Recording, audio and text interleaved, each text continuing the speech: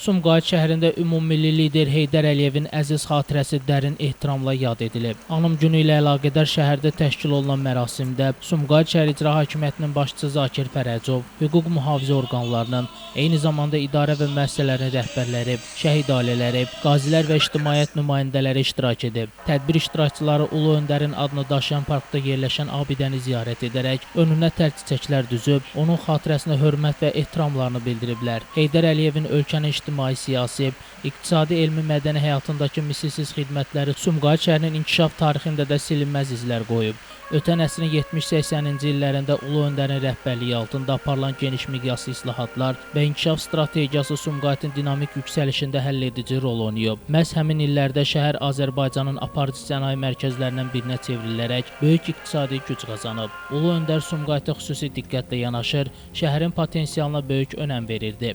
O, müxtəlif illərdə Sumqayıta 16 dəfə səfər edib, yeni müəssisələrin təməl qoyma mərasimlərində iştirak edib, şəhərin inkişafı ilə bağlı mühüm qərarların qəbul edilməsində şəxsən rəhbərlik edib. Heydər Əliyevin təşəbbüsü ilə Məişət Kimyası zavodu, kompresorlar zavodu, şüşə zavodu, yüngül sənaye fabrikləri, süd və yeyinti məhsulları kombinatları, müxtəlif kimya və neft kimi istehsalatları Sumqayıtda fəaliyyətə başlayıb. Şəhərin sənaye xəritəsi tamamilə yenilənib. Öz dövrünün ən müasir layihələrindən olan EP300 qurğusunun böyük etilen polietilen kompleksinin Sumqayıta gətirilməsi də məhz Heydər Əliyevin uzaq görən iqtisadi siyasətinin nəticəsi idi.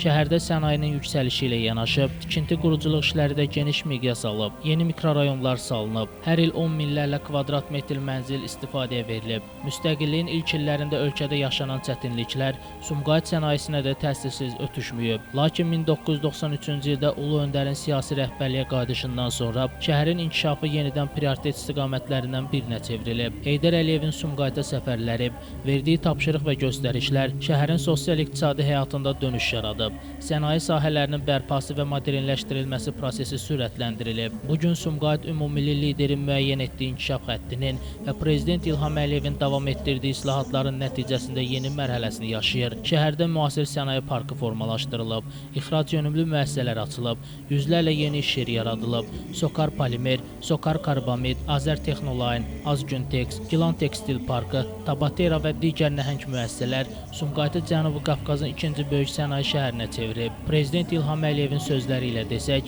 Sumqayıt artıq ekoloji standartlara tam uyğun olan müasir sənaye mərkəzidir. Son illər şəhərdə həyata keçirilən geniş quruculuq işləri də Sumqayıtın simasını tamamilə dəyişib. Heydər Əliyev mərkəzi, Yeni Azərbaycan Partiyası Sumqayıt şəhər təşkilatının inzibati binası, Bayraq muzeyi, Gənclər mərkəzi, Muğam mərkəzi, Şahmət və Uşaq İncəsənət məktəbləri, Asan xidmət mərkəzləri, Olimpiya və Paralimpiya kompleksləri, yeni məhkəmə kompleksi, şəhər xəstəxanaları, Mehdi Hüseynzadə adına Sumqayıt şəhər stadionu, Nizami kinoteatrı infrastrukturun parlaq nümunələridir.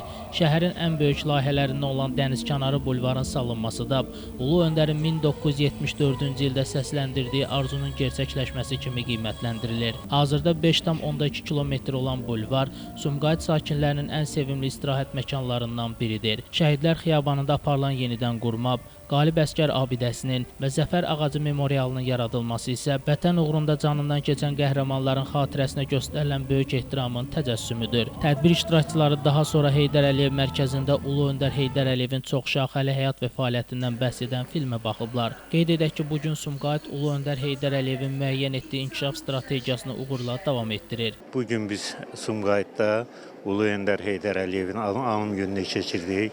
Yəni, hər bir Azərbaycan sakini kimi biz də Heydər Əliyevi dərin ehtiram və hörmət hissi ilə xatırlayırıq. Çünki onun qoyduğu iz və onun göstərdiyi şəxsi nümunə, dövlətçilik ənənələri və biz indi Qarabağdakı qələbədən sonra da görürük ki, bu qələbələrimizin əsası Heydər Əliyevin apardığı siyasət, onun tövsiyələridir.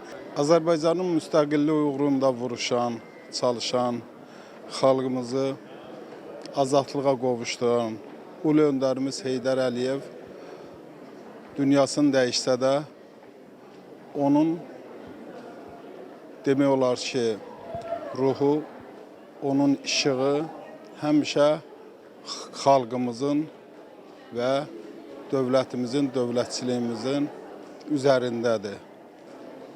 Dünyasını dəyişməyinə baxmayaraq, neçə illərdir ki, onun işığı xalqımıza, dövlətimizə işıq salır və neçə əsrlər bundan sonra da işıq salmaqda davam edəcək.